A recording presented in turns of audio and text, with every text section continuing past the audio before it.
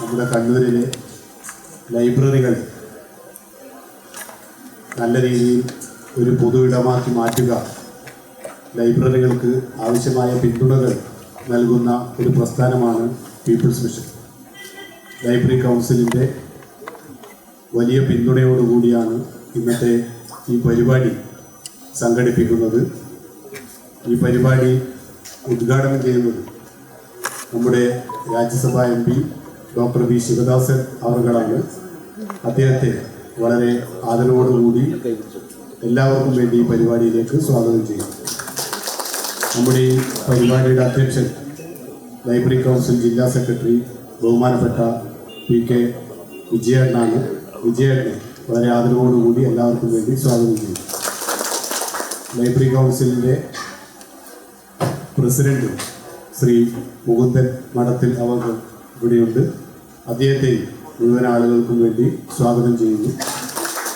നമ്മുടെ ONGCയുടെ പ്രതിനിധി ശ്രീ റിസ്വാൻ അവർ ഇവിടെ എത്തിയിട്ടുണ്ട്. അദ്ദേഹത്തെയും സ്വാഗതം ചെയ്യുന്നു. നിങ്ങളെല്ലാവരെയും സ്വാഗതം ചെയ്തുകൊണ്ട് ഈ പരിപാടിയുടെ അധ്യക്ഷ സ്ഥാനം അലങ്കരിക്കുന്നതിന് വേണ്ടി വിജയേട്ടനെ ക്ഷണിക്കുന്നു.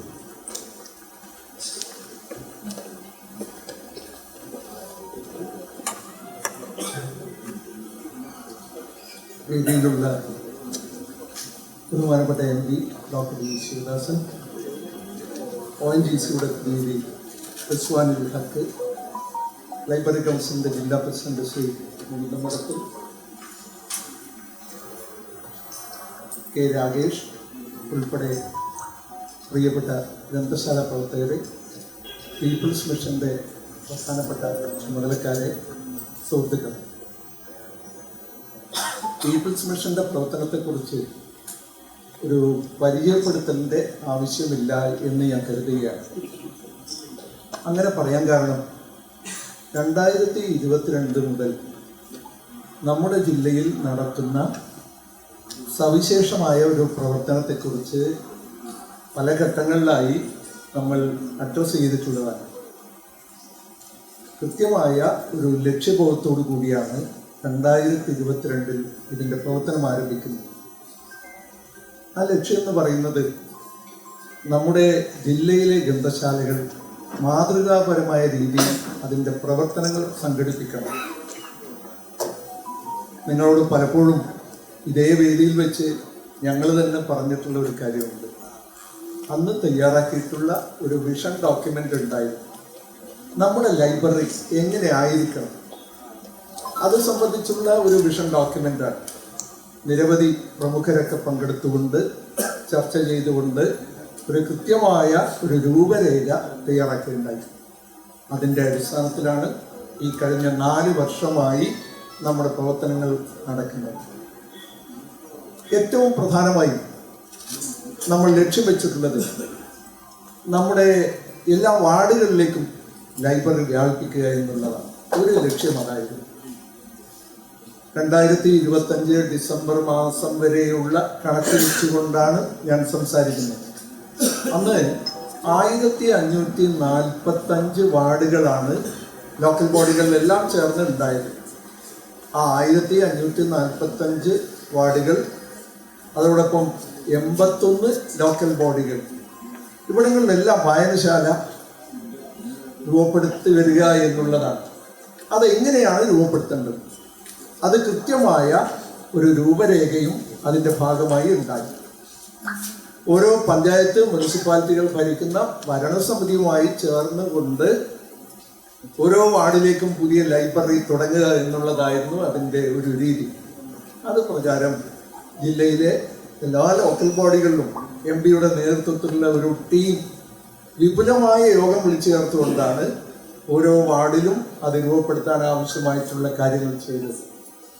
ഇപ്പോഴേ ഏറ്റവും അവസാനം 50 ലോക്കൽ ബോഡികളിൽ സമ്പൂർണ്ണ പ്രഖ്യാപനം നടന്നു. 1545 വാർഡുകളിൽ ഇനി ഒരു 210, കൃത്യമായി പറഞ്ഞ ഒരു 200-202 വാർഡുകളിൽ മാത്രമാണ് ഇനി ലൈബ്രറി ഇല്ലാത്ത വാർഡുകൾ. ബാക്കിയെല്ലാം 1340ഓളം വാർഡുകളിൽ ഇപ്പോൾ ലൈബ്രറി വന്നു കഴിഞ്ഞു. അങ്ങനെ രൂപപ്പെടുത്തുന്ന ലൈബ്രറികളെ എങ്ങനെയായിരിക്കണം സഹായിക്കേണ്ടത്? അവർക്ക് വേണ്ടുന്ന അഫിലിയേഷനിലേക്ക് വേണ്ടുന്ന പുസ്തകങ്ങളുടെ ഒരു പാർട്ട് അവർക്ക് കൊടുക്കണം. അതോടൊപ്പം തന്നെ നമ്മൾ ലക്ഷ്യം വെച്ചിട്ടുള്ള ഒരു കാര്യമുണ്ട്, ഗ്രന്ഥാലയങ്ങൾ എങ്ങനെയായിരിക്കണം.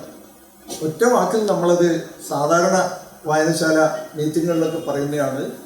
ഒരു വായനശാല എന്നാൽ വിനോദത്തിന്, വിജ്ഞാനത്തിന്, വികസനത്തിന്. ഒറ്റ വാക്ക് പറഞ്ഞാൽ വായനശാലകൾ ഒരു കേന്ദ്രയാവണം. ഒന്നുകൂടി വിശദീകരിച്ചു കഴിഞ്ഞാൽ അവിടെ വിനോദത്തിനുള്ള സൗകര്യങ്ങൾ ഉണ്ടാവണം. പുതിയ കാലത്തെ ഗ്രന്ഥാലയങ്ങൾ എന്ന് പറയുന്നത് അതിൽ കുറെ മാറ്റങ്ങൾ വേണം. മാറ്റം ലോകത്തെല്ലായിടത്തും വന്നുകൊണ്ടിരിക്കുമ്പോൾ ആ മാറ്റത്തോടൊപ്പം സഞ്ചരിക്കാൻ നമ്മുടെ ഗ്രന്ഥാലയങ്ങൾക്ക് കഴിയണം. അതിൽ ഒരു പാർട്ടാണ് ആധുനികവൽക്കരണം, ആധുനിക സാങ്കേതിക വിദ്യ നമ്മുടെ ഗ്രന്ഥാലയത്തിലേക്ക് ഉണ്ടാവുക എന്നുള്ളത്.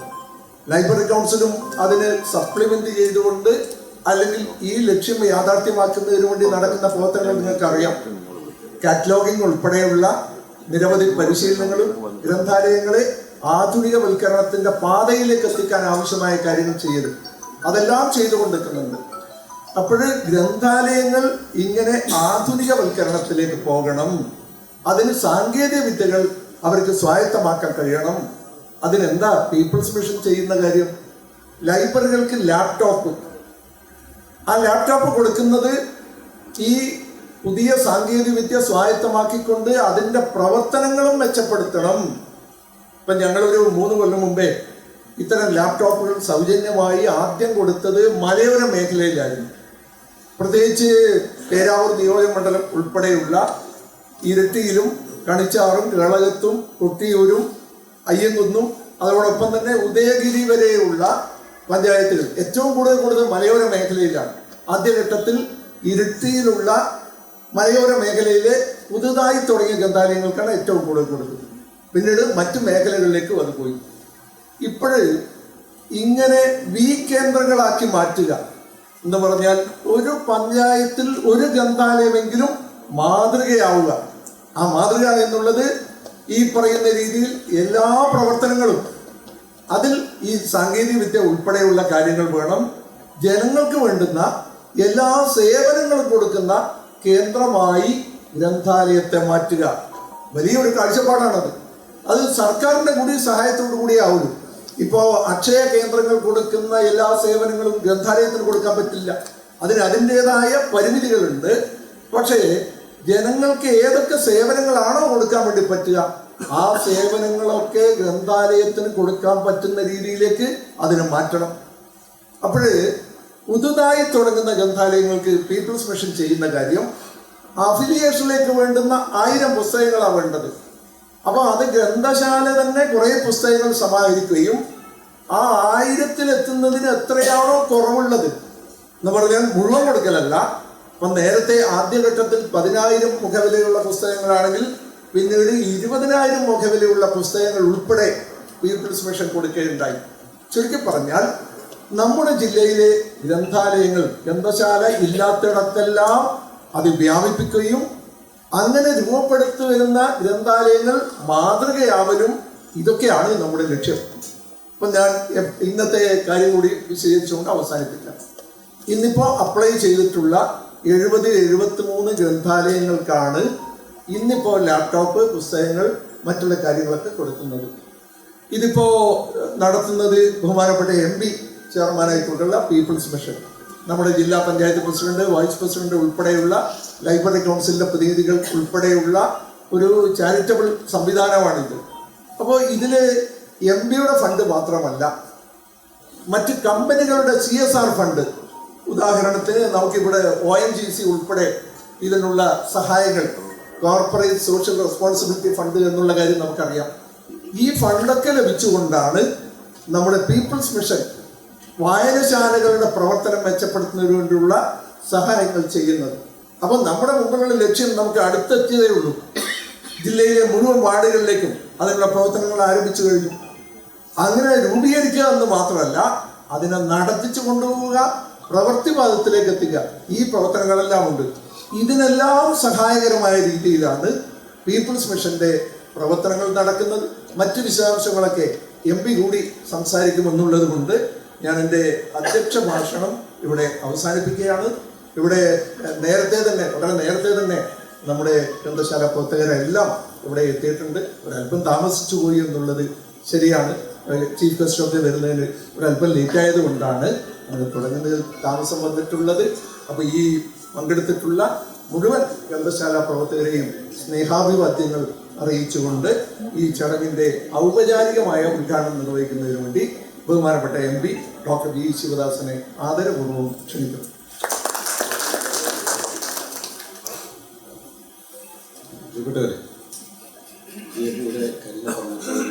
സ്വാഗതത്തിൻ്റെ ഭാഗമായിട്ട് പറഞ്ഞിട്ടുണ്ട്. രാജേഷാണെങ്കിൽ നമ്മുടെ നേരത്തെ പഞ്ചായത്ത് മെമ്പർ, നമ്മുടെ PhD ഒക്കെ ഡോക്ടറേറ്റ് ഒക്കെ എടുത്തിട്ടുള്ള പടിയൂർ കല്യാണ പഞ്ചായത്തിനകത്ത് പഞ്ചായത്ത് മെമ്പറായിട്ട് ഇവിടെ സ്വാഗതം പറഞ്ഞിട്ടുള്ള രാകേഷ് കേൾക്കുന്നില്ലേ? ഇനി ഒന്ന് പരിചയപ്പെടുത്തിയാണ്. അപ്പോൾ രാകേഷും വളരെ സജീവമായിട്ട് പീപ്പിൾസ് മിഷൻ്റെ ഭാഗമായി പ്രവർത്തിക്കുകയാണ്. വിജയായിട്ടിവിടെ അധ്യക്ഷനെങ്കിലും വിശദീകരിച്ചു. ഇവിടെ വേദിയിലാണെങ്കിൽ നമ്മളെ സഹായിച്ചുകൊണ്ടിരിക്കുന്ന സദൻ CG സജീവമായിട്ട് ഉൾപ്പെടെയുള്ള ആളുകൾ ഇരിക്കുകയാണ്. അപ്പം റിസ്വാൻ ONGCയുടെ പ്രതിനിധിയായിട്ട് ഇവിടെ റിസ്വാനുണ്ട്. റിസ്വാനുണ്ട്. വലിയ പിന്തുണയാണ് അവർ നൽകിയിട്ടുള്ളത്. മറ്റൊരാൾ വേദിയിലേക്ക് വരാൻ ഞാൻ വിളിച്ചിരുന്നു. റിയാസ്കയാണ്. റിയാസ്ക ഞാൻ പറയുന്നത് കേൾക്കുന്നുണ്ടാവില്ല. റിയാസ്കൻ്റെ കെട്ടിടത്തിലാണ് നമ്മുടെ ഓഫീസ് ഇപ്പോൾ പ്രവർത്തിച്ചുകൊണ്ടിരിക്കുന്നത്. നിറഞ്ഞ മനസ്സോടുകൂടി ചെറിയ തുക നമ്മൾ കൊടുക്കുന്നുണ്ട്, എന്നാലും നിറഞ്ഞ മനസ്സോടുകൂടി കണ്ണൂർ നഗരത്തിലെ പീപ്പിൾസ് മിഷൻ്റെ പുസ്തകങ്ങൾ വെക്കാനും എല്ലാ സൗകര്യങ്ങൾക്കും വേണ്ടി അദ്ദേഹത്തിൻ്റെ ഉമ്മയുടെ ഉടമസ്ഥതയിലുള്ള സ്ഥാപനം കെട്ടിടം അദ്ദേഹം നമുക്ക് നൽകുകയുണ്ടായി. അവിടെയാണ് പ്രവർത്തിച്ചുകൊണ്ടിരിക്കുന്നത്. ആരോഗ്യപരമായ കാരണങ്ങളാൽ കൂടിയാണ് അദ്ദേഹത്തിന് ഇങ്ങോട്ട് വേദിയിലേക്ക് വരാൻ പറ്റാത്ത നിലയിലുള്ളത്. നമ്മുടെ ഉദ്ദേശം നമ്മുടെ നാട്ടിലാകെ വായനശാലയെ വ്യാപിപ്പിക്കുക എന്നുള്ളതാണ്. വായനശാല വ്യാപിപ്പിക്കുക എന്നുള്ളതിന് വേണ്ടി നാടൊന്നു ചേർന്നുള്ള പ്രവർത്തനമാണ് നമ്മൾ നടത്തുന്നത്. കക്ഷി രാഷ്ട്രീയത്തിന് അതീതമായി നമുക്കൊരു കൂട്ടായ്മ ഉണ്ടാക്കണം. എന്ന് രാഷ്ട്രീയമില്ലാത്തവർക്ക് കൂട്ടായ്മയല്ല, നല്ല രാഷ്ട്രീയമില്ല, എന്നാൽ ആ രാഷ്ട്രീയം നിർണ്ണയിക്കുന്നത് കക്ഷി രാഷ്ട്രീയമല്ല എന്ന ഉത്തമ ബോധ്യത്തോടുകൂടി മാനവികതയുടെ മഹാരാഷ്ട്രീയത്തെ മുന്നോട്ട് വെക്കുന്ന ആളുകളുടെ ഒരു കൂട്ടായ്മ, മതനിരപേക്ഷവാദികളുടെ കൂട്ടായ്മ നാട്ടിൻ പുറങ്ങളിൽ രൂപപ്പെട്ടു വരണം. അതിന് പറ്റുന്ന നിലയിലുള്ള കേന്ദ്രമായി നമ്മുടെ നാട്ടിൽ വായനശാലകളെ ആകെ വന്നു. ഇവിടെ വിജയമായിട്ട് തുടക്കത്തിൽ പറയുണ്ടായി. ആദ്യം നമ്മൾ മലയോരത്താണ് വലിയ ലാപ്ടോപ്പും മറ്റൊക്കെ കൊടുക്കുകയുണ്ടായിരുന്നു. പുസ്തകവും ലാപ്ടോപ്പും അങ്ങോട്ട് ചെന്ന് കൊടുത്തപ്പോൾ ഉണ്ടായിട്ടുള്ള ചില ദുരവസ്ഥകളുണ്ട്. കാരണം ഇതിൻ്റെ വില മനസ്സിലാവണമെങ്കിൽ പലപ്പോഴും അങ്ങോട്ട് ചെന്ന് നൽകാതിരിക്കുമ്പോൾ അല്ലേ നല്ലത് എന്നുള്ളത് നമ്മുടെ ഒരു അനുഭവം നമ്മളെ പഠിപ്പിക്കുകയുണ്ട്. പക്ഷെ മലയോരത്ത് കേളകം കടിച്ചാൽ ഉൾപ്പെടെയുള്ള സ്ഥലങ്ങളിൽ നല്ല നിലയിൽ വായനശാലയിൽ പ്രവർത്തിക്കുകയുണ്ടായി. എങ്കിലും ചിലയിടങ്ങളിലെങ്കിലും ചില പോരായ്മകൾ, വേദനിപ്പിക്കുന്ന പോരായ്മകൾ കാണാനും ഇടയായി. അപ്പോൾ ഏതായാലും നമുക്ക് കണ്ണൂർ ജില്ലയിലെ എല്ലാ വായനശാലകളെയും ആധുനിക സാങ്കേതിക വിദ്യ ഉപയോഗിക്കാൻ പറ്റുന്നതിലേക്ക് മാറ്റണമെന്നുള്ളതാണ് ഒന്നാമത്തെ നമ്മുടെ കാഴ്ചപ്പാട്. എല്ലാ സ്ഥലത്തും വായനശാലകൾ വേണം. 2, ആ വായനശാലകളെ ആധുനിക സാങ്കേതിക വിദ്യകൾ ഉപയോഗപ്പെടുത്താൻ പറ്റുന്നതിലേക്ക് മാറ്റി തീർക്കുകയാണ്. അങ്ങനെ മാറ്റി തീർക്കണമെങ്കിൽ പല നിലയിൽ ആളുകളുടെ സഹായങ്ങൾ നമുക്ക് ലഭ്യമാക്കുന്ന ഒരു സാഹചര്യം ഉണ്ടാകും. അതിന് പറ്റുന്ന നിലയിലുള്ള ഒരു സാമൂഹ്യ കൂട്ടായ്മകൾ നാട്ടിലുണ്ടാവണം. നമ്മുടെ നാട്ടിലെ വിദ്യാർത്ഥികൾക്ക്, കുട്ടികൾക്ക്, ബഹുജനങ്ങൾക്ക് ആവശ്യമായിട്ടുള്ള എല്ലാ സേവനങ്ങളും പ്രൊവൈഡ് ചെയ്യുന്ന ഒരു സ്ഥലമായിട്ട് വായനശാലയെ മാറ്റണം. ഇപ്പോൾ ഞാൻ പലപ്പോഴും പറഞ്ഞുകൊണ്ടിരിക്കുന്ന നമ്മുടെ കെട്ടിടങ്ങൾ പലതും 3 സെൻറ്റിലാണ്, 1.5 സെൻറ്റിലും 2 സെൻറ്റിലും ഒക്കെയാണ്. കുറച്ചുകൂടി വിശാലമായ സ്ഥലം കണ്ടെത്താൻ പറ്റുമോ എന്നുള്ളത് എല്ലാ വായനശാലകളിലും ആലോചിക്കണമെന്ന് പറഞ്ഞിരുന്നു. MP ആയ സമയത്ത് തന്നെ ഞാൻ എല്ലാ വായനശാലകളോടും പ്രത്യേകമായി റിക്വസ്റ്റ് നടത്തിയിരുന്നു. ഏതെങ്കിലും സ്ഥലത്ത് കെട്ടിടമെടുക്കാനും ഞാനും സഹായം വേണമെങ്കിൽ 5 സെൻറ്റിന് മുകളിലോട്ടുള്ള സ്ഥലങ്ങളുണ്ടെങ്കിൽ പണം MP ഫണ്ടിൽ നിന്ന് അനുവദിക്കാം എന്ന് പറഞ്ഞിരുന്നു.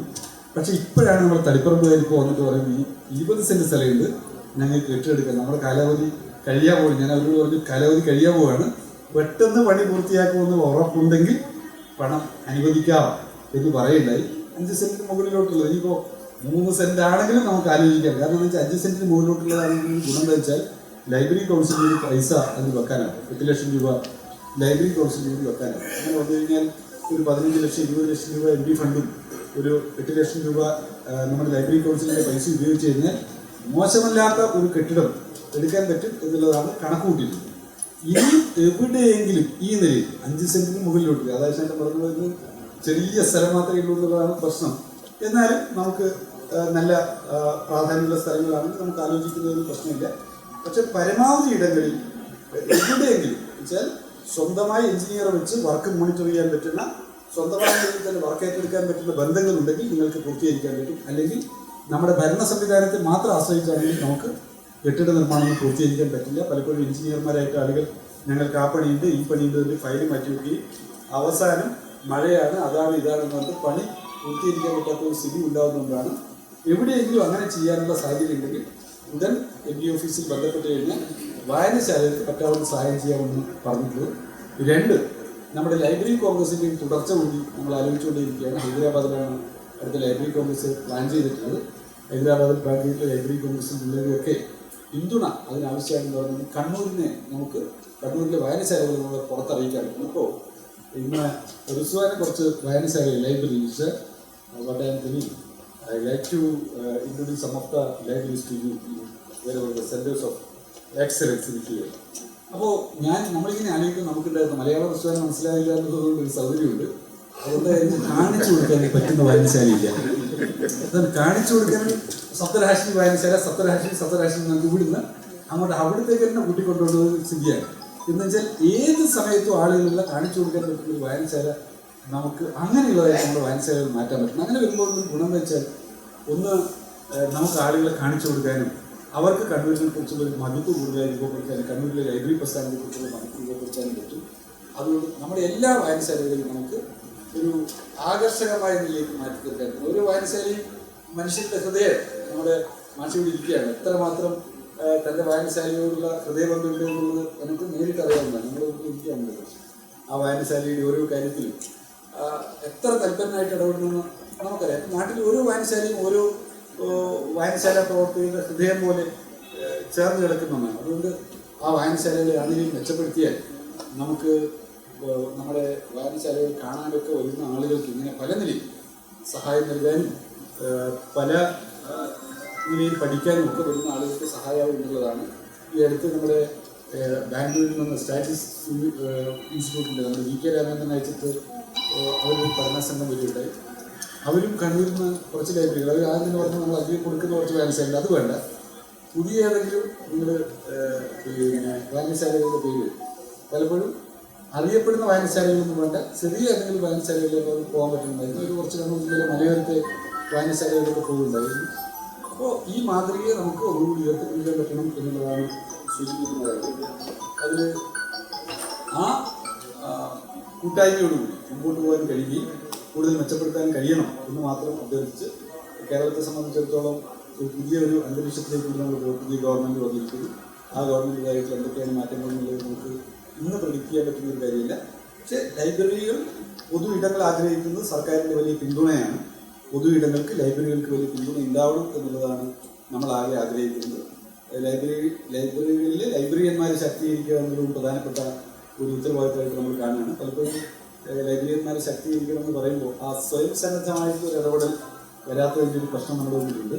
ഇത് ഒക്കെ കണക്കുകൂട്ടിക്കൊണ്ട് 2 കാര്യങ്ങൾ കൂടി ഇവിടെ ശ്രദ്ധപ്പെടുത്താമെന്ന് ആലോചിക്കുകയാണ്. കണ്ണൂർ യൂണിവേഴ്സിറ്റിയിൽ ഒരു അഭ്യർത്ഥനയുണ്ടായി. അവിടുത്തെ ലൈബ്രറി സയൻസ് ഡിപ്പാർട്ട്മെൻറ്റ് പീപ്പിൾസ് മിഷനുമായി ചേർന്നിട്ടൊരു സെൻറ്റർ അവരുടെ കണ്ണൂരിലെ നമ്മുടെ വായനശാലകളെ സഹായിക്കുന്നതിന് വേണ്ടി ഒരു സെൻറ്റർ ആരംഭിക്കാമെന്ന് പറഞ്ഞിട്ടുണ്ട്. ചർച്ചകൾ നടന്നുകൊണ്ടിരിക്കുകയാണ്. അവർക്ക് കൂടുതൽ താല്പര്യമില്ലെങ്കിൽ നമുക്കത് മുമ്പോട്ട് കൊണ്ടുപോകാൻ പറ്റും. 2, നമ്മുടെ ലൈബ്രറി കോൺഗ്രസിൻ്റെ ഭാഗത്ത് പ്രസിദ്ധീകരണം ഇന്ന് ലൈബ്രറികളുടെ മേഖലയിൽ നടത്തുകയാണ്. ലൈബ്രറികളെ കുറിച്ചുള്ള ലൈബ്രറികൾക്ക് സഹായമായിട്ട് പ്രസിദ്ധീകരണം. കണ്ണൂർ ജില്ലയിലെ എല്ലാ വായനശാലകളുടെയും ഒരു ചരിത്രം പ്രധാനപ്പെട്ട 1940കളിലൊക്കെ സ്ഥാപിച്ചിട്ടുള്ള വായനശാലകൾ, ആ വായനശാലകളുടെ ചരിത്രം നിങ്ങൾക്ക് തയ്യാറാക്കാൻ പറ്റുമെങ്കിൽ നമുക്കത് പ്രസിദ്ധീകരിക്കുന്നതിനെ കുറിച്ച് അറിയാം. നമ്മൾ നേരത്തെ ലൈബ്രറി കോൺഗ്രസിൻ്റെ ഭാഗമായിട്ട് ഒരു പേപ്പർ എന്ന നിലയിൽ നമ്മൾ പ്രസിദ്ധീകരിക്കുകയുണ്ടായി. അത് പുസ്തകമാക്കിയിട്ട് നിങ്ങൾ കണ്ടിട്ടുണ്ടാവുമെന്നാണ് തോന്നുന്നത്. വാങ്ങിയിട്ടുണ്ടെന്ന് അറിയില്ല. അവിടെ പുസ്തകമുണ്ട്. ഇംഗ്ലീഷിലും മലയാളത്തിലും പ്രസിദ്ധീകരിച്ചിട്ടുണ്ട്. നമ്മുടെ ഇവിടെ വന്ന ആളുകൾ ആരൊക്കെയാണ് വാങ്ങിയിട്ട് നല്ല പറ്റുമെങ്കിൽ വാങ്ങുന്നത് നല്ലതായിരിക്കും. അവിടെ നമ്മുടെ വിദ്യാഭ്യാസ സംഘം അവിടെ പുസ്തകമൊക്കെ വെച്ചിട്ട് അവിടെ ഇരിക്കുന്നുണ്ട്. നമുക്ക് വാങ്ങാൻ പറ്റുന്നതാണ്. നിങ്ങളുടെ ലൈബ്രറിയെ കുറിച്ച് നിങ്ങളൊരു പുസ്തകം പ്രസിദ്ധീകരിക്കുന്നതിനെ കുറിച്ച് ആലോചിക്കാം. നിങ്ങളുടെ ലൈബ്രറിയെ കുറിച്ച്, ആ ലൈബ്രറിയുടെ ഇന്നലകളെ കുറിച്ച്, നടത്തുന്ന പ്രവർത്തനങ്ങളെ കുറിച്ച്, അത് മലയാളത്തിൽ നമുക്ക് പ്രസിദ്ധീകരിക്കുന്ന ഹിന്ദികൾക്ക് ഇംഗ്ലീഷിലേക്ക് പ്രസിദ്ധീകരിക്കാൻ പറ്റുന്ന നിലയിൽ പ്രസിദ്ധീകരിക്കാൻ നമ്മുടെ ഇവിടെ നമുക്ക് ലൈബ്രറി നമ്മുടെ സഹായിക്കുന്ന സാങ്കേതിക സഹായത്തിനൊക്കെ നമുക്ക് ഇവിടെ ഏർപ്പാടുകൾ ചെയ്യാം. നമ്മുടെ ലൈബ്രറികളെ നമുക്ക് ലോകത്തിന് പരിചയപ്പെടുത്തി കൊടുക്കാൻ പറ്റുന്നതിലേക്ക് പോകും. ഇങ്ങനെ ലൈബ്രറികൾ ഞാൻ വീണ്ടും ആവർത്തിച്ച് പറയാണ്, കേരളത്തിന് വെളിയിൽ കാണുക എന്നുള്ളത് അത്രമേൽ എളുപ്പമുള്ള കാര്യമല്ല എന്നുള്ളത് കൊണ്ട് ഈ കണ്ണൂരിൽ പടർന്ന് പന്തലിച്ച് നിൽക്കുന്ന ഈ വായനശാലകളെ നമുക്ക് പരിചയപ്പെടുത്താനാണ്. Also, I am requesting our library office bearers to publish the book on their own libraries. Why I am requesting to them? In North India, we are able to see such libraries. You can see the persons together sitting in a library and they are playing together. But here, we are able to see and we are able to increase the number of libraries also. So, I request them to publish a book on their own libraries. So, അതുകൊണ്ട് നമുക്ക് ഒരു ലൈബ്രറിയുടെ കുറിച്ചുള്ള പുസ്തകം പ്രസിദ്ധീകരിക്കുന്നതിനെ കുറിച്ച് നിങ്ങൾ ആലോചിക്കണം. ഏത് ലൈബ്രറിക്ക് വേണമെങ്കിലും അതിൻ്റെ മറ്റ് സാങ്കേതിക സഹായങ്ങൾ ഇവിടെ നൽകുന്നതായിരിക്കും. അതിന് വളരെ ചെറിയ പൈസ മാത്രമാണ് നമ്മൾ നൽകേണ്ടതായിട്ടുണ്ട്. 2, ലൈബ്രറിയെ കുറിച്ച് നിങ്ങളുടെ ലൈബ്രറിയെ കുറിച്ച് നിങ്ങളൊരു ഡോക്യുമെന്റ് തയ്യാറാക്കുന്നതിനെ കുറിച്ച്, ആ ലൈബ്രറിയുടെ ഇന്നലകളെ കുറിച്ച്, ഇന്ന് നടക്കുന്ന പ്രവർത്തനങ്ങളെ കുറിച്ച്, അത് സാങ്കേതിക സഹായം നൽകുന്നതിന് പീപ്പിൾസ് മിഷൻ എന്ന നിലയിൽ സഹായിക്കണം. സാങ്കേതിക സഹായം എന്ന നിലയിൽ മറ്റ് അതിന് വൈഡ് പബ്ലിസിറ്റി നൽകുന്നതിന് വേണ്ടി ആളുകളെ അറിയിക്കുന്നതിനൊക്കെ വേണ്ടിയുള്ള സംഭവം നടത്താം. നിങ്ങളുടെ ഇനീഷ്യേറ്റീവ് എടുക്കും. നിങ്ങൾ അതിനെക്കുറിച്ച് സ്ക്രിപ്റ്റ് തയ്യാറാക്കണം. ഇപ്പോൾ എഴുത്തുകാരും വലിയ പ്രധാനികൾ ഈ സദസ്സിൽ ഇവിടെ വേദിയിൽ ഇരിക്കുന്നതിനേക്കാൾ പാണ്ഡിത്യമുള്ള ആളുകൾ ഇങ്ങനെ സദസ്സിൽ കൂടിയുണ്ട്. അപ്പോൾ നിങ്ങളൊന്ന് ആലോചിക്കുക, നിങ്ങളുടെ ലൈബ്രറിയെക്കുറിച്ച് നിങ്ങൾക്കൊരു ഡോക്യുമെൻ്റ് തയ്യാറാക്കാനാകുമോ? അത് ഡോക്യു ഫിക്ഷൻ എന്നതിലേക്ക് അതിനെ ഡെവലപ്പ് ചെയ്യാൻ പറ്റുമോ? അങ്ങനെയാണെങ്കിൽ കണ്ണൂരിലെ ലൈബ്രറികളെ ഡിജിറ്റൽ സ്പേസിൽ അടയാളപ്പെടുത്താൻ പറ്റുന്ന ഒരു കാര്യമായിരിക്കും അത് എന്നുള്ളതുകൊണ്ട് ആ കാര്യം കൂടി നിങ്ങൾ പരിഗണിക്കണം എന്നുള്ളതാണ് എൻ്റെ അഭ്യർത്ഥന. നമ്മുടെ ലൈബ്രറി കോൺഗ്രസിൻ്റെ സമയത്ത് നമ്മൾ ചില ലൈബ്രറികളുടെ ഫോട്ടോയും മറ്റും എടുത്ത് നമ്മൾ അതിനെക്കുറിച്ച് ചെറിയ കുറിപ്പെടുത്തിട്ട് ഡിജിറ്റൽ മീഡിയയിൽ നമ്മൾ പബ്ലിഷ് ചെയ്തപ്പോൾ കേരളത്തിന് വെളിയിലുള്ള ആളുകൾ എത്രമേൽ ആവേശഭരിതരായിരുന്നു എന്നുള്ളത് അനുഭവമുള്ള കാര്യമാണ് എന്നുള്ളതുകൊണ്ടാണ് ഞാനിത് സൂചിപ്പിക്കുന്നത്. ഒരു കാര്യം കൂടി ഞാൻ പറയാൻ ആഗ്രഹിക്കുകയാണ്. അത് ചെന്നൈയിൽ ഇപ്പോൾ ലൈബ്രറി കോൺഗ്രസ് നടക്കുന്നുണ്ട്. ആ ലൈബ്രറി കോൺഗ്രസിൻ്റെ വാർത്ത തമിഴ്നാട്ടിലെ പത്രങ്ങളിൽ വന്നപ്പോൾ അവിടെയുള്ള നമ്മുടെ പെരുമാൾ എന്ന് പറയുന്ന ഒരു പ്രായം ചെന്ന മനുഷ്യൻ നമ്മുടെ സംഘാടകരായിട്ട് നമ്മൾ അതിൽ കുറിച്ച് നമ്പർ വിളിച്ചു. ആ നമ്പറിൽ അറ്റൻഡ് ചെയ്ത് നമ്മുടെ മനു ആണ് അത് അറ്റൻഡ് ചെയ്തത്. അപ്പോൾ അദ്ദേഹം പറഞ്ഞു, നിങ്ങൾക്ക് എന്ത് സഹായമാണോ വേണ്ടത് ആ സഹായമൊക്കെ ഞാൻ ചെയ്യാം. അപ്പോൾ അങ്ങനെ പറഞ്ഞു. അപ്പോൾ നമുക്കൊരു അവിശ്വസനമില്ല, വണ്ടി വേണോ, നിങ്ങൾക്ക് ലൈബ്രറി കോൺഗ്രസിന് ആവശ്യമായിട്ട് വണ്ടി വേണോ, അതിന് ഞാൻ വിട്ടുതരാമെന്ന് പറഞ്ഞു. എനിക്ക് 3 വണ്ടിയുണ്ട്, നിങ്ങൾക്ക് വണ്ടി എടുക്കാം. അപ്പോൾ ഒരാൾ പെട്ടെന്ന് ഇങ്ങനെ പറഞ്ഞിട്ട് വണ്ടി എടുക്കാതെ അവസാനം നമ്മളേതെങ്കിലും കുടുക്കിലാവണ്ടല്ലോ എന്നുള്ളതുകൊണ്ട് ഞാൻ പറഞ്ഞു, ഒന്നും സ്വീകരിക്കേണ്ടതില്ല, നമുക്ക് ആ മനുഷ്യനൊന്ന് കാണാം, പരിചയപ്പെടാം എന്ന് പറഞ്ഞു. അങ്ങനെ ആ മനുഷ്യൻ്റെ വീട്ടിലേക്ക് ഞാൻ ചെന്നൈയിൽ ആ മനുഷ്യൻ്റെ വീട്ടിലേക്ക് പോയി. 95 വയസ്സുള്ള മനുഷ്യനാണ് വിളിച്ചിട്ട് വന്നത്. നല്ല ആരോഗ്യത്തോടു കൂടി തന്നെ ഇരിക്കുകയാണ്. അദ്ദേഹത്തിൻ്റെ വീട്ടിലെത്തിയും പുസ്തകങ്ങളുടെ ഒരു കളക്ഷനും ആ പുസ്തകങ്ങളുടെ ഒരു ബിബ്ലിയോഗ്രാഫി ഡിജിറ്റലൈസേഷൻ നടത്തിക്കൊടുത്തു. വയസ്സ് 95 കിടക്കുകയാണ് അദ്ദേഹം. ഒരാളെ വെച്ചുകൊണ്ട് അദ്ദേഹം ചെയ്തത്. അപ്പോൾ അദ്ദേഹം നമ്മളോട് പറഞ്ഞു, കേരളത്തിലെ യൂണിവേഴ്സിറ്റിയും കേരളത്തിലെ വിദ്യാഭ്യാസവുമാണ് എന്നെ ഇങ്ങനെയാക്കി മാറ്റിത്തരുന്നത്. എൻ്റെ 3 മക്കൾ, ഒരാൾ വിദേശത്ത് അമേരിക്കയിൽ ജോലി കഴിഞ്ഞു, മോശമില്ലാത്ത ശമ്പളമുണ്ട്, എനിക്ക് യാതൊന്നും ഇപ്പോൾ ആലോചിക്കുന്നില്ല. രണ്ടാമത്തെ ഒരാൾ യൂണിവേഴ്സിറ്റി അധ്യാപകനാണ് തമിഴ്നാട്ടിൽ തന്നെ. മൂന്നാമതൊരാൾ ഈ ഡിജിറ്റലൈസേഷൻ ഒക്കെ ബന്ധപ്പെട്ട മേഖലയിൽ വർക്ക് ചെയ്യാണ്, ഫിലിം ഫീൽഡിൽ കൂടി വർക്ക് ചെയ്യാണ്. അത് എനിക്ക് ഒരുവിധ ബുദ്ധിമുട്ടില്ല. കാരണം കേരള യൂണിവേഴ്സിറ്റി ലൈബ്രറി സയൻസാണ് ഞാൻ പഠിച്ചത്. കേരളത്തിൽ പഠിച്ചുകൊണ്ടാണ് എനിക്ക് ജോലി കിട്ടിയത്.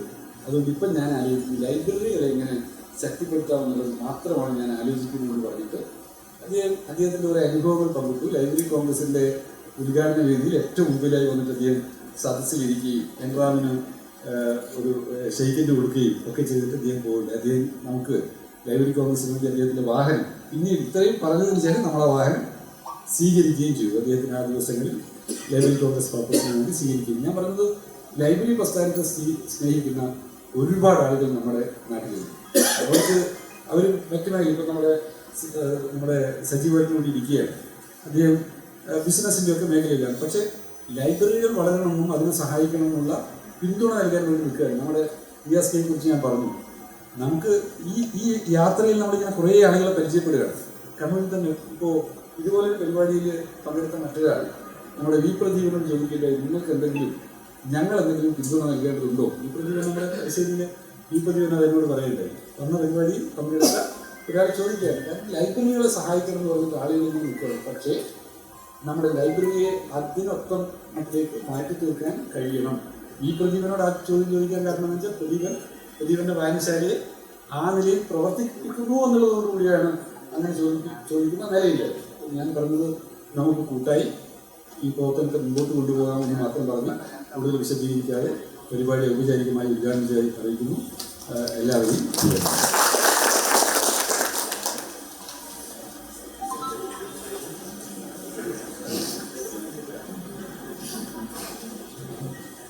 ചെന്നൈ ലൈബ്രറി കോൺഗ്രസിനെ പറ്റി MP ഇവിടെ പരാമർശിക്കുകയുണ്ടായി. വായനശാല പ്രവർത്തകരുടെ കയ്യിൽ അത് സംബന്ധിച്ച ഒരല്പം വിവരങ്ങളുണ്ടാവും. ഈ മാസം ലൈബ്രറി കൗൺസിൽ ഇറക്കിയ ത്രൈമാസിക അക്ഷരം മാസികയിൽ ചെന്നൈയിൽ നടന്ന ഇന്ത്യൻ ലൈബ്രറി കോൺഗ്രസിനെ കുറിച്ച് ഒരു ലഘു വിവരണം അവിടെയുണ്ട്. അതിൻ്റെ എന്താണ് അവിടെ നടന്നത്? അന്ന് അവിടെ നടന്നതിൽ കണ്ണൂർ ജില്ലയിൽ നിന്നുള്ള 2 പ്രതിനിധികളുടെ പ്രസന്റേഷൻ ഉണ്ടായിരുന്നു. അതിലൊന്നാണ് MP ഇവിടെ പരാമർശിച്ച പിണറായിലുള്ള C. മാധവൻ സ്മാരക ഗ്രന്ഥാലയത്തിൻ്റെ സെക്രട്ടറി കൂടിയായിട്ടുള്ള തലശ്ശേരി താലൂക്ക് ലൈബ്രറി കൗൺസിലിൻ്റെ സെക്രട്ടറി V. പ്രദീപൻ്റെ പ്രസന്റേഷൻ. ആ പ്രസന്റേഷൻ കഴിഞ്ഞ ഉടനെ തന്നെ നിരവധി പേർ അതിനെക്കുറിച്ച് അന്വേഷണം നടക്കേണ്ടത്. ഇവിടെ പ്രസന്റ് ചെയ്ത കാര്യം എന്താണെന്ന് അറിയാം. വയോജന വേദി എങ്ങനെയാണ് മാതൃകാപരമായി പ്രവർത്തിക്കുന്നത്. അവിടെ 82ാമത്തെ ആഴ്ച എല്ലാ ആഴ്ചയും വ്യാഴാഴ്ച ഒരു 3 മണി മുതൽ അവിടെ വയോജനങ്ങൾ ഒത്തുകൂടുന്നു. ഒരു 10-50 പേരുണ്ടാവും. സ്ത്രീകളാണ് കൂടുതൽ. അപ്പോൾ അവിടെ ഒത്തുകൂടിക്കൊണ്ട് അവർ നടത്തുന്ന ആക്ടിവിറ്റി ഉണ്ട്. അവർക്ക് ലഘുഭക്ഷണമുണ്ട്, അവർക്ക് പാട്ടുണ്ട്, അവർക്ക് മറ്റ് ഒരുപാട് കാര്യങ്ങളുണ്ട്. 82 ആഴ്ചയായി വയോജനങ്ങളെ സംരക്ഷിക്കുന്നതിനും അവർക്ക് ഒത്തുകൂടാനുള്ള വേദിയായി എങ്ങനെ ഗ്രന്ഥാലയം മാറാം, ഇതായിരുന്നു പ്രദീപന്റെ പ്രസന്റേഷൻ. ഗംഭീരം അവതരണം എന്ന് മാത്രമല്ല, അതിൻ്റെ ഉള്ളടക്കത്തെക്കുറിച്ച് വലിയ ചർച്ചയും അവിടെ നടന്നു. 2ാമത്തെ പ്രസന്റേഷൻ കണ്ണൂരിന് വേണ്ടി നടത്തിയത് പയ്യന്നൂർ താലൂക്കിൽ നടന്ന വായനായനം എന്നുള്ള ഒരു പദ്ധതിയാണ്. 6 മാസം കൊണ്ട് അവിടെ ഒരു വായനശാല പരിധിയിൽ 10 വായനക്കൂട്ടങ്ങൾ. പയ്യന്നൂരിൽ നിന്ന് വന്ന പലരും ഇവിടെയുണ്ട്, അവർക്കെല്ലാം അറിയാം. അവിടെ 265 വായനശാലയാണ് ഉള്ളത്. ഒരു 6 മാസം കൊണ്ട് അവർ 15,000-ത്തിലധികം പുസ്തകങ്ങൾ. അവിടെ വായനക്കൂട്ടം രാത്രിയിലാണ് വീട്ടുമുറ്റത്ത് പുസ്തക ചർച്ച. ഞങ്ങളൊക്കെ അതിൽ പങ്കെടുക്കേണ്ടത് 2 മണിക്കൂറാണ്. 75 മുതൽ 150 പേര് വരെ പങ്കെടുത്തിട്ടുള്ള പരിപാടിയാണ്. M. ഉന്നനും T. പത്മനാഭൻ ഉൾപ്പെടെ അറിയപ്പെടുന്ന എഴുത്തുകാരൊക്കെ പങ്കെടുത്ത നിരവധി പരിപാടികൾ. എന്ന് പറഞ്ഞാൽ വായന ചുരുങ്ങുന്നു എന്ന് പറയുന്നത് വായന ചുരുങ്ങലല്ല, കൃത്യമായ വേദി ഉണ്ടാക്കിക്കഴിഞ്ഞാൽ, അവസരം ഉണ്ടാക്കിക്കഴിഞ്ഞാൽ എങ്ങനെ മാതൃകയാക്കാമെന്നതിൻ്റെ ഒരു ഉത്തമ ഉദാഹരണമാണ് അതിൻ്റെ പ്രസന്റേഷൻ പയ്യന്നൂരിലെ TV നാരായണ മാഷ് നടത്തുകയുണ്ടായി. അപ്പോൾ ലൈബ്രറി കോൺഗ്രസ് അത്രയും പ്രധാനപ്പെട്ടതാണ്. അടുത്ത കോൺഗ്രസിൻ്റെ കാര്യമാണ് നിങ്ങളോട് പറഞ്ഞത്. 2027 ഫെബ്രുവരിയിൽ തെലങ്കാനയിൽ വെച്ച് നടക്കുന്ന ലൈബ്രറി കോൺഗ്രസ്. അതിലേക്കാണ് നിങ്ങളോട് രജിസ്ട്രേഷൻ്റെ കാര്യങ്ങളും മറ്റൊക്കെ പറഞ്ഞിട്ടുള്ളത്. ഇന്ത്യൻ ലൈബ്രറി കോൺഗ്രസിനെ കുറിച്ച് MP ഇവിടെ പരാമർശിച്ചതുകൊണ്ടാണ് ഞാൻ ഇത്രയും കാര്യം പറഞ്ഞത്. അടുത്തതായി സംസാരിക്കുന്നതിന് വേണ്ടി റിസ്വാനുൽ ഹക്ക് ONGCയുടെ പ്രതിനിധി, please come and speak.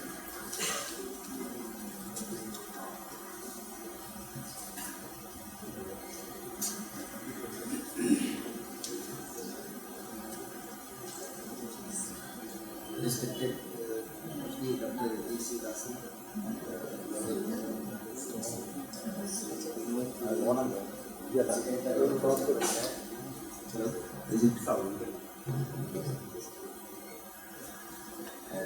guests, ladies and gentlemen, good morning and namaskar.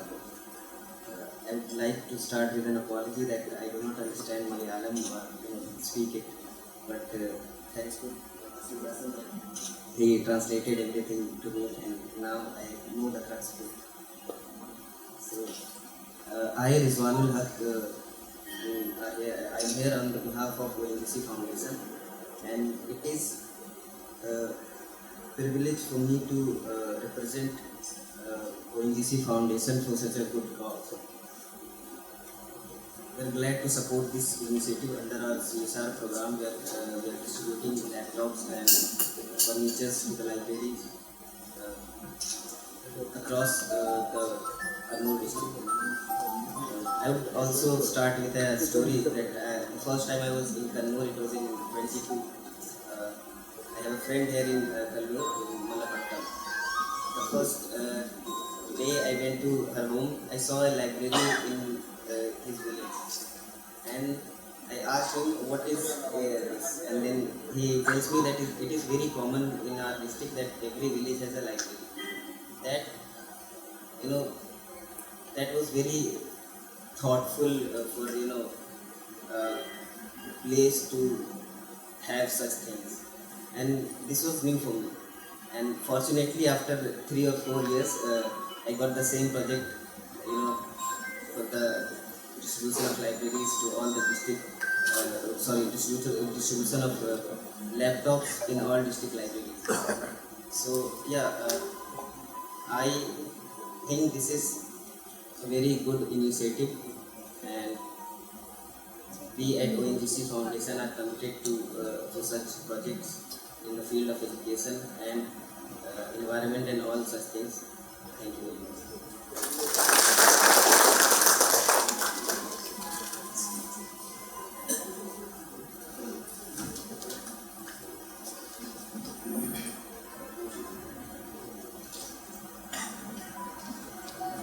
Library കൗൺസിലിന്റെ ജില്ലാ പ്രസിഡന്റ് മുന്നു മാഷ് സംസാരിക്കും.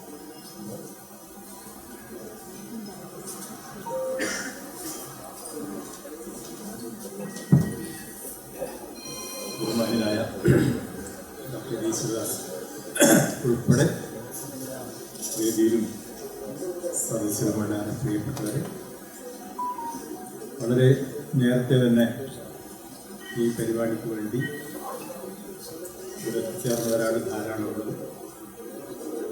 അതുകൊണ്ട് തന്നെ വേണ്ടത്ര കാര്യങ്ങൾ ഇവിടെ വിശദീകരിച്ച് കഴിഞ്ഞിട്ടുണ്ട്.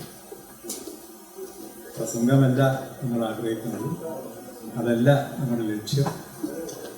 അത് നടത്താൻ വേണ്ടിയാണ് നിങ്ങൾ ആഗ്രഹിക്കുന്നത് എനിക്കറിയാം. പക്ഷെ 1-2 കാര്യങ്ങൾ ഞാൻ നിങ്ങളെ ശ്രദ്ധപ്പെടുത്താൻ വേണ്ടി ഈ സന്ദർഭത്തിൽ ആഗ്രഹിക്കാം. ലൈബ്രറി പ്രസ്ഥാനത്തിന് 8 പതിറ്റാണ്ട് ഔദ്യോഗികമായ ഒരു ചരിത്ര പശ്ചാത്തലം. 45 എന്ന് പറയുന്നത് ഒരു ഔദ്യോഗികമായ രേഖപ്പെടുത്തലാണ്. അതിനു മുമ്പേ തന്നെ കണ്ണൂർ ജില്ല ഉൾപ്പെടെ വായനശാലകളും ലൈബ്രറികളും ഉണ്ടായിട്ടുണ്ട് എന്നുള്ള ചരിത്രം പരിശോധിക്കേണ്ടതാണ്. അപ്പം അതിൻ്റെയൊക്കെ ഭാഗമായി കേരളത്തിൽ ഒരുപാട് മാറ്റമുണ്ടായിട്ടുണ്ട്. ഞാനിവിടെ പറയാൻ ആഗ്രഹിക്കുന്നത് പെട്ടെന്ന് തന്നെ പറയാം. വ്യക്തിപരമായ ഒരു 5 പതിറ്റാണ്ടിലേറെ കാലം ഈ ലൈബ്രറി പ്രസ്ഥാനമായിട്ട് അടുത്ത് ബന്ധപ്പെട്ടു. ഒരുപാട് ഓർമ്മകൾ ഇതുമായി ബന്ധപ്പെട്ട് എൻ്റെ മനസ്സിൽ കിടക്കുന്നുണ്ട്. അങ്ങനെയൊക്കെ ഓർമ്മകൾ ചകഞ്ഞു നോക്കുമ്പോൾ ഇന്ന് വരെ ഒരു തിരഞ്ഞെടുക്കപ്പെട്ട MLAയോ MPയോ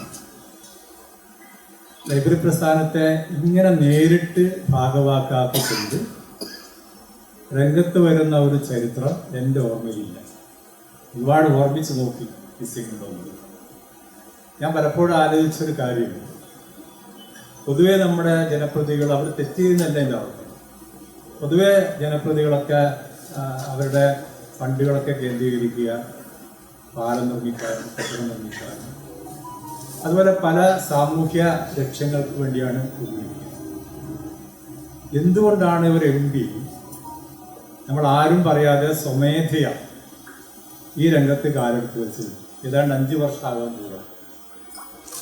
ഇപ്പോഴല്ല, ഇതുമായി ബന്ധപ്പെട്ട് കൊണ്ടിരിക്കുമ്പോഴാണ് എനിക്ക് മനസ്സിലായത്. പക്ഷെ കാലം അടയാളപ്പെടുത്തുക ഈ സംഭാവനയിൽ തീർച്ചയായിട്ടും. ഇപ്പം നമ്മുടെ ഒരുപാട് മാറ്റം, പീപ്പിൾസ് ഫോർ സോഷ്യൽ ഡെവലപ്മെൻറ്റ് എന്നാണ് അതിൻ്റെ വാക്കിൻ്റെ അർത്ഥം. ഒരു സാമൂഹ്യമായ മുന്നേറ്റത്തിന് വേണ്ടിയുള്ളതാണ്. ഇപ്പം നിങ്ങൾ നോക്കൂ, ലൈബ്രറി കോൺഗ്രസിൻ്റെ കാര്യം ഇവിടെ പരാമർശിച്ചു. ഇത് പീപ്പിൾസ് മിഷൻ വന്നതിന് ശേഷമാണ് ഇത്തരത്തിലുള്ള ഒരു മുന്നേറ്റം കേരളത്തിൻ്റെ വെളിയിലേക്കും നമ്മുടെ അതിർത്തി കടന്ന് ദേശീയ തലത്തിലേക്കും ഒരു ലൈബ്രറി കോൺഗ്രസ് എന്ന് പറയുന്ന ഒരു മൂവ്മെന്റ് ആരംഭിക്കുന്നതാണ്. ഇപ്പം അതിൻ്റെ ഒരു ശൈശവദശയാണ്. പക്ഷെ അതുണ്ടാക്കുന്ന ഒരു മാറ്റം ദേശീയ തലത്തിൽ അങ്ങനെ ലൈബ്രറി പ്രസ്ഥാനം മുന്നോട്ട് വെക്കുന്ന മൗലികമായ ലക്ഷ്യം നമുക്കെല്ലാം അറിയാം. മതേതരത്വമാണ്, മാനവികതയാണ്, ജനാധിപത്യമാണ്. ഇതാണ് ഒരു രാഷ്ട്രത്തിൻ്റെ അതിൻ്റെ ഭരണഘടന വാഗ്ദാനം ചെയ്യുന്നു. അതിൻ്റെ ദേശീയ ചരിത്രം നമ്മെ ഓർമ്മപ്പെടുന്നത് അത്തരം ഊന്നൽ കൊടുത്തുകൊണ്ട് അത്തരം മൂല്യങ്ങളെ ശക്തിപ്പെടുത്തി മുമ്പോട്ട് കൊണ്ടുപോകുക എന്ന് പറയുന്നത് ഒരുപക്ഷെ ആരും ശ്രദ്ധിക്കോ ഇല്ലയോ അല്ലെങ്കിൽ വേണ്ടത്ര കയ്യടി കിട്ടാത്തൊരു മേഖലയായതുകൊണ്ട് തന്നെ രംഗത്ത് വരാറുണ്ട്. അപ്പോൾ വളരെ ദീർഘവീക്ഷണത്തോടു കൂടിയാണ് നമ്മൾ ഈ രംഗത്തേക്ക് കടന്നുകൊണ്ടിരിക്കുന്നത്. ഇപ്പം നിങ്ങൾ നോക്കൂ, ഇന്ത്യയിൽ കേരളത്തിൽ ഏറ്റവും കൂടുതൽ ലൈബ്രറിയുള്ള ജില്ലയായിട്ട് നമ്മുടെ അഫിലിയേറ്റഡ് ലൈബ്രറി നമ്മുടെ ജില്ല മാറിയിട്ടുണ്ട്. അതിൻ്റെ ഉത്തരവാദിത്വം അല്ല, അതിൻ്റെ ക്രെഡിറ്റ് നമ്മുടെ ലൈബ്രറി കൗൺസിലിന് മാത്രമല്ല.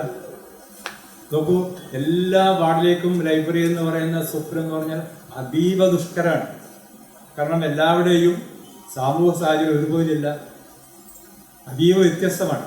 ഇപ്പോൾ കണ്ണൂർ ജില്ലയിൽ പോലും നമുക്ക് കടന്നു ചെല്ലാൻ പറ്റാ ഇത്തരം ആശയങ്ങളോട് ശത്രുത പുലർത്തുന്ന എത്രയോ പ്രദേശങ്ങൾ കണ്ണൂരിൽ പോലും വളരെ യാഥാസ്ഥികമായി ചിന്തിക്കുന്നത്.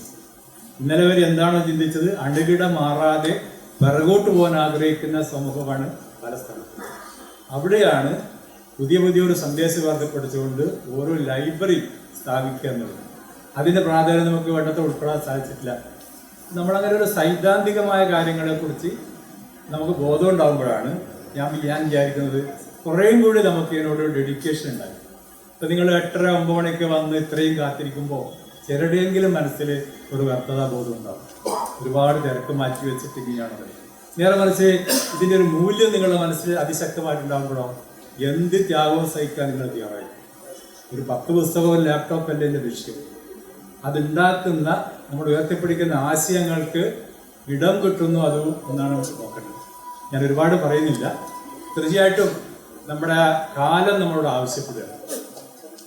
കാലം ആവശ്യപ്പെടുക. കാരണം ഇതുവരെ നമ്മൾ കണ്ടത് മൂലധന അധിനിവേശമാണ് നമ്മുടെ രാജ്യത്തൊക്കെ നടന്നുകൊണ്ടിരിക്കുന്നത്. സമീപകാലത്ത് നമ്മൾ കാണുന്നത് സാംസ്കാരികമായ അധിനിവേശം. ഏറ്റവും അപകടകരമായ ഒരു അധിനിവേശമാണ് സാംസ്കാരികമായ അധിനിവേശം. അതിനെ ചെറുക്കാൻ ഫലപ്രദമായി ഉപയോഗിക്കാൻ പറ്റുന്ന ഏറ്റവും നല്ല ആയുധം സാംസ്കാരിക പ്രസ്ഥാനമാണ്. അതിന് ഏറ്റവും മുന്നിൽ നിൽക്കാൻ സാധിക്കുന്നത് എന്തുകൊണ്ടും ലൈബ്രറി പ്രസ്ഥാനം. അപ്പോൾ നമ്മൾ എത്രമാത്രം ഉദാത്തമായ ഒരു പ്രവർത്തന രംഗത്താണ് മുഴുകിയിരിക്കുന്നതെന്ന് ഓരോരുത്തർക്കും അഭിമാനപൂർവ്വം ഓർക്കാൻ പറ്റും. അത്തരം ഒരു മാനം വെച്ചിട്ടാണ് ഞാനിത് ആമുഖമായിട്ട് ഇത്രയും പറഞ്ഞത്. തീർച്ചയായിട്ടും ഈ പ്രസ്ഥാനത്തെ ശക്തിപ്പെടുത്തുക, നമ്മൾ ആഗ്രഹിക്കുന്ന ശക്തി. ഒരുപാട് ബാലാഷ്ടരുണ്ടാവും, ഒരുപാട്. കാരണം ഒരു മാതൃക നമ്മുടെ മുമ്പിലില്ല. ഇന്നലെ വരെ എവിടെയെങ്കിലും വിജയിപ്പിച്ചൊരു മാതൃക നമ്മുടെ മുമ്പിലില്ല. സ്വയം മാതൃക സൃഷ്ടിച്ചുകൊണ്ടിരിക്കുന്നു. ഒരുപാട് മാറ്റം നമ്മുടെ കണ്ണൂർ ജില്ലയിൽ ഉണ്ടായിട്ടുണ്ടാവും.